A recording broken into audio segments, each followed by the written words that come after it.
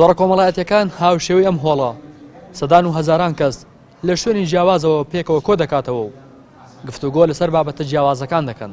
بەڵام وەک دەوترێت دەبێت بەکارهێنەری تۆڕە کۆمەڵایەتیەکان هۆشیاری یاسایی و دەرونی هەبێت. ئێرە زانکۆی گەشەپێدانی مرۆییە. بەشێکی قوتابیان و دوو مامۆستایان گفتوگۆ لەسەر شوێنێتی باش بەکارهێنانی تۆڕە کۆمەڵایەتیەکان دەکەن. دکتۆر محەممەدی خانی دەڵێت مرۆڤ دەبێت بە جۆرێک تۆڕی کۆمەڵایەتی بەکاربهێنێت وەک ئەوەی ڕوبەڕوو قسە دەکات و شتێک نەڵێت و نەنووسێت کە دوای ڕووینێت لە مەجلیس دابیکات.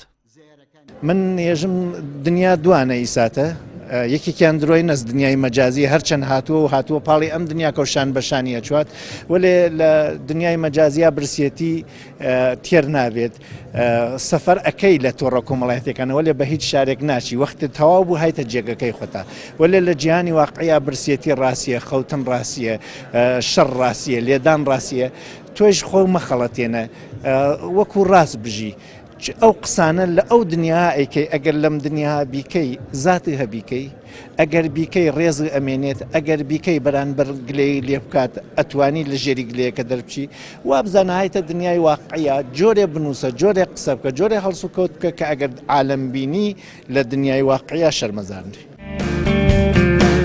تا ئێستا لە هەرێمی کوردستان یاسایەک بۆ ڕێکخستنی بەکارهێنانی تۆڕە کۆمەڵایەتیەکان نییە و دادگاکان کار بە یاسای خراپ بەکارهێنانی ئامێرەکانی پەیوەندی دەکەن.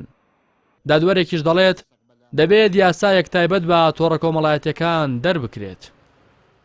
ئێمە پێویستیمان بە یاسایەکی تایبەتمەند هەیە، یاسایەک کە ناوەکەی پێوترێ یاسایی تاوانەکانی ئەلکترۆنی.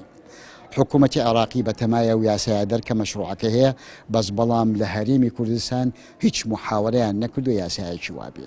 بەکارهێنانی تۆڕە کۆمەڵایەتی لای ئێمە پێش حکوومەت بووە. ئێمە لە 91 و 92 مۆبایلمان بۆ هاتووە ئەمان توانی بەکاری بێنین بە سوک و ئاسانی ئەشتی کوێنە مۆبایلت پێ باز بەڵام پێویستە ئێمە یاسا ناسەکان و هەروەها بتالی دەستگای تەشریعکردنی یاساکە پەرلەمانە هەوڵ بدەین فکرکەینەوە یاسایەکی ئەوە توکمە بۆ خۆمان دروستکەین ئەو یاسایە دەوری هەبێ لە کەمکردنەوەی تاوانەکان با سزایەکی زۆر مەعقولی هەبێ مناسب وا بکە عالەم نەتوانێ بە خراپە بەکاری بێنە تا کوێسە و یاسامان نیەمە. بەپێی ئامارە جیهانیەکان لە 1960 ڕێژەی تەلاق بەهۆی تۆڕە کۆمەڵایەتیەکانەوەیە. بەردەوامی شەو تۆڕانە لە فراوانبووندان. ئەگەر چەند ساڵێک لەمەوە پێش تەنها فەیسبوک بەکارهێنەری هەبوو بێت. ئێستا ئینستاگرام، سناپچات، تویتەر، تەلەگرام، واتسئاپ، ڤایبەر، مەسنجەر و تیکتۆک بەشێکن لەو ماڵپەڕە کۆمەڵایەتیانەی کە هەزاران بەکارهێنەری هەیە لە کوردستان و تا ئێستاش بەکارهێنانیان بە یاسایەک ڕێک نەخراوە. ڕاستی حەمامین کەناڵی ئاسمانی پەیام سلێمانی.